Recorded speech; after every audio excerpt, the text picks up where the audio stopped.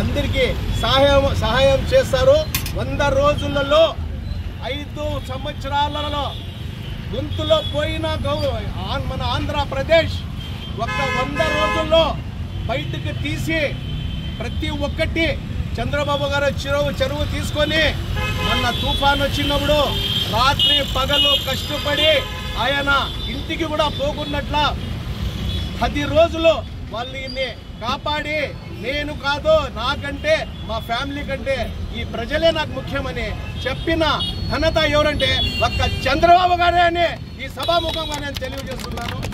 ఎన్నో పథకాలు ఎన్ని ఉన్నా కానీ ప్రతి ఒక్క దానికి న్యాయం చేస్తూ చంద్రబాబు గారు అందరికీ అభిమానంగా పలకరిస్తూ ప్రతి ఒక్కరికి న్యాయం చేసే గవర్నమెంట్.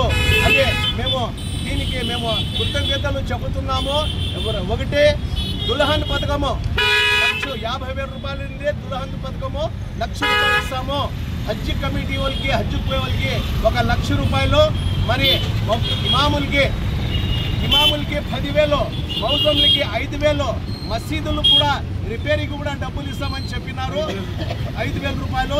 అలాగే హజ్ కమిటీలో పెండింగ్ ఉన్నాయి, ఆ పెండింగ్ ఉండే పనులు పూర్తి నేను చేస్తానని చంద్రబాబు గారు చెప్పినారు. దీనికి ముస్లిం మైనార్టీలు అందరూ రుణపడి ఉన్నారు.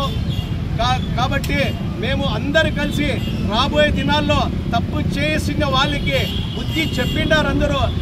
మరో తూరి బుద్ధి చెప్పి చంద్రబాబు ఉన్నంత వరకు మేము తెలుగుదేశం వెంటే ఉంటామని ఈ సభాముఖంగా ఈ మైనార్టీల తరఫున నేను మరీ కోరుతున్నాను.